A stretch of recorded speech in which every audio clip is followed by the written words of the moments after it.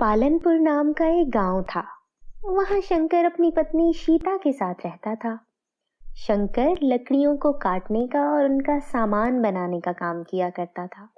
शंकर ईमानदार और मेहनती होने के कारण अच्छी कमाई करता था। इसी गांव में उसका दुश्मन किशन रहता था। इस शंकर की दुकान को तो देखो, दिन ब दिन बड़ी होती जा रही है। तुम दिन भर दूसरों की चापलूसी करते हो। अगर तुम भी कोई काम धंधा करोगे तो तुम में भी मुनाफा होगा। हमेशा यहाँ वहाँ गुलछरे उड़ाते रहते हो। किशन को उस आदमी की बात बहुत बुरी लगी और वो गुस्से में वहां से चला गया और सीधा शंकर की लकड़ी की दुकान पर आ पहुंचा। तुम्हारी वजह से सारा गांव मुझ पर थू थू कर रहा है। तुम आखिर मुझसे चाहते क्या हो? क्यों मुझे परेशान कर रखा है? मैं तुम्हें परेशान कर रहा हूँ या तुम मुझे? हमेशा तुम ही गांव भर में मेरी बुराई करते हो। मैं फिर भी तुम्हें कुछ नहीं कहता। मैं और मेरी पत्नी, हम तो बस शांति से अपना काम करते हैं। अगर ऐसा है तो तुम मुझे भी जानते हो। तुम्हारी ये दुकान मैं तुमसे लेकर रहूंगा, तब तुम देखना। किशन शंकर को धमकी देकर वहां से चला गया। कुछ दिन बीत चुके थे। एक शहरी जो शहर में नए नए तजर्बे करता और खोज करता रहता था, शंकर की दुकान पर आया। क्या तुम्हारा नाम शंकर है? जी हाँ, मेरा नाम ही शंकर है। लेकिन क्या बात है जनाब? मैंने तुम्हारी कारीगरी के बहुत चर्चे सुने हैं। मैंने सुना है कि तुम लकड़ी से कुछ भी आविष्कार कर सकते हो। बड़ा मुंह और छोटी बात, मैं अपने मुंह से कैसे तारीफ करूं? मैं शहर में बहुत बड़ा साइंटिस्ट हूं। मैं चाहता हूं तुम मेरे विज्ञान में मेरा साथ दो। एक साइंटिस्ट का मुझसे भला क्या काम हो सकता है? मैं आपकी कैसे सहायता कर सकता हूं? और जैसे ही शंकर ने ये बात कही, शहरी शंकर को लेकर बहुत बड़ी लकड़ियों के पास चले गए, जो कि चंदन की लकड़ियां थीं। ये चंदन की लकड़ियां देख रहे हो? इन चंदन की लकड़ियों से एक लिफ्ट बनानी है। बस इतनी सी बात। लेकिन अगर लकड़ियों में आग लग गई या कुछ हो गया तो तुम इसकी चिंता ना करो। चंदन की इन लकड़ियों पर केमिकल लगी हुई है। इनमें कोई आग या करंट नहीं दौड़ेगा। मालिक, अगर अच्छे पैसे मिले तो मैं ये काम करने को तैयार हूं। बिल्कुल अच्छे पैसे मिलेंगे। सारे गांव में लकड़ी के लिफ्ट का चर्चा शुरू हो गया। गांव के लोगों में उत्साहट की लहर दौड़ पड़ी थी। लेकिन जब ये बात किशन को पता चली तो वो शहरी के पास काम मांगने चला गया। मालिक, क्या मुझे आपके यहाँ काम मिल सकता है?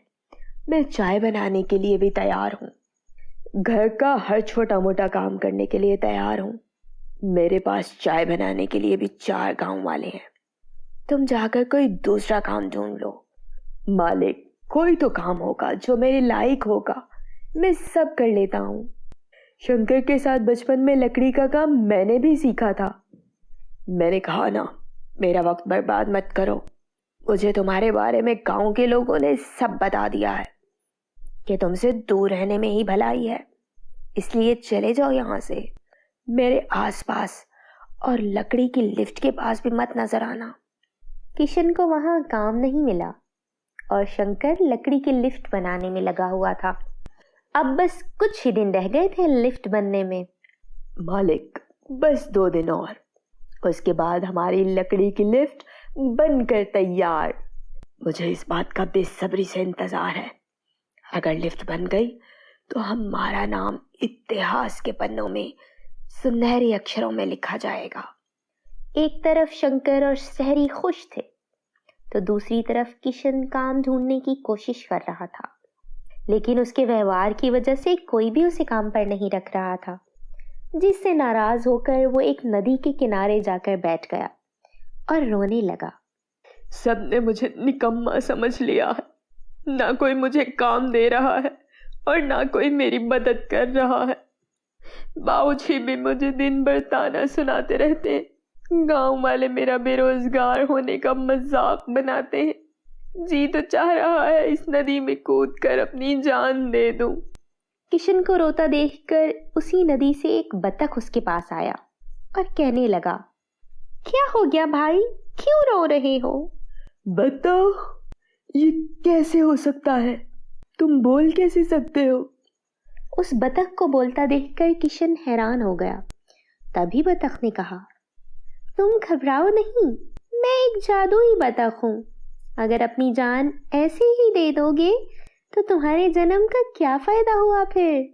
तो और मैं करूं भी तो क्या? इस शंकर ने भी मुझे नौकरी नहीं दी और ना ही शहरी ने। इसलिए मैं तुम्हें एक जादुई चंदन की लकड़ी दे रहा हूँ। जादुई चंदन? ये कैसी लकड़ी है? उससे क्या होगा? उससे तुम जो भी बनाओगे वो एक आविष्कार से कम नहीं होगा। लेकिन याद रहे, ये तुम्हारे मन के मुताबिक तुम्हारे पापों और तुम्हारे अच्छे कर्मों पर होगा। और अगर तुमने कोई भी गलती की, कोई भी पाप किया, तो ये तुम्हें ऐसी जगह ले जाएगा जहाँ कुछ भी नहीं होगा। किशन चंदन की लकड़ी लेकर उस बतख से दूर आ जाता है और शंकर की लकड़ी की लिफ्ट के पास चला जाता है, जहाँ वो शहरी और उसकी बीवी को बातें करता सुन लेता है। बस एक बार ये लकड़ी की लिफ्ट बन जाने दो, उस शंकर को तो लात मार के भगा देंगे। और नहीं तो क्या जी, ये मामूली गांव वालों से एक दो बार मिलजुल कर बातें क्या कर ली, ये तो हमारे गले ही पड़ रहे हैं। एक फूटी कौड़ी नहीं दूंगा उस शंकर को। लिफ्ट बनते ही लिफ्ट को बड़े बड़े करेनों में लदवा कर ले जाऊंगा। बिल्कुल सही कहा आपने। किशन ये सारी बातें सुन लेता है और जाकर शंकर को ये सारी बातें बता देता है, और नदी में मिली बतख के बारे में और शहरी के बारे में भी सब कुछ शंकर को बता देता है। अगर तुम्हारी बातें सच है तो हमें उस शहरी को सबक सिखाना होगा। लेकिन हम कर भी क्या सकते हैं? तुम्हारे पास जो जादुई लकड़ी है, उस सिलसिले में वो हमारी मदद कर सकती है। हम उस लकड़ी को लिफ्ट में लगा देते हैं, जिससे शहरी धोखा खा जाएगा। शंकर और किशन लकड़ी को लिफ्ट में लगा देते हैं। उसके लगाते ही वो लिफ्ट चमक उठती है और उसमें से आवाज आती है, जो सच्चे मन से इस लिफ्ट में आएगा वो बच जाएगा। जो बुरे मन का होगा उसे मैं दूसरी दुनिया में भेज दूंगी। इतना कहकर लिफ्ट का चमकना बंद हो जाता है। किशन और शंकर को सारी बातें समझ में आ जाती हैं। अगले दिन वो लिफ्ट के उद्घाटन का इंतजार करने लगते हैं। देखा कैसे इन गरीबों का इस्तेमाल करके मैंने लकड़ी का लिफ्ट बनवा लिया, और अब तक एक फूटी कौड़ी भी खर्च नहीं हुई। आप चालाक थे, इसीलिए तो मेरे पति हैं। इतना कहकर शहरी ने लकड़ी के लिफ्ट का उद्घाटन किया और कहा, सबसे पहले इस लिफ्ट में मैं ही जाऊंगा। सुनिए जी, मुझे भी साथ ले जाएं। मैं भी आपके साथ ही जाऊंगी। हाँ मालिक, इसमें सारा काम आप ही ने तो किया है, आप ही पहले जाइए। और जैसे ही लकड़ी के लिफ्ट में उन्होंने कदम रखा, लिफ्ट चमक उठी और उसमें से आवाज आई, धोखेबाज, धोखेबाज, उन्हें अब मजा आएगा। ये कहकर लिफ्ट उन्हें एक ऐसे आयरलैंड पे ले गई जहां पानी ही पानी था और बस थोड़ी सी जमीन थी, और इसके चारों तरफ बत्तख ही बत्तख घूम रहे थे। ये क्या हो गया? हम कहाँ आ गए? चारों तरफ पानी ही पानी है। इतनी सी जमीन में हम कैसे रहेंगे? हे भगवान, मुझे तो बहुत डर लग रहा है। ये सब कैसे हो गया? क्या हो गया? ये कहाँ आ गए हम? कहीं जाने का रास्ता भी नहीं। अब हम क्या करेंगे? और दूसरी तरफ शंकर और किशन बहुत खुश थे। जादुई लकड़ी की लिफ्ट ने एक कमाल दिखा दिया था। और तब किशन ने कहा, मैंने पूरे गांव में कई सारे पाप किए हैं। एक बार मैं भी इस लिफ्ट में जाकर अपने पापों का प्रायश्चित करना चाहता हूँ। तुम्हारे साथ मैं भी आऊंगा, अगर तुमने भलाई करना सीख ही लिया। हमेशा मेहनत की राह पर चलो। जैसे ही शंकर और किशन लकड़ी की लिफ्ट में गए, लिफ्ट चमक उठी और उन्हें एक शानदार जगह ले गई। इतनी प्यारी जगह को देखकर दोनों बहुत खुश हुए। देखा दोस्त, अब तुम भी समझ गए होगे, वरना लकड़ी की लिफ्ट हमें भी सजा देती। अब से मैं हमेशा भलाई का काम करूंगा और सब कुछ मेहनत करके कमाऊंगा।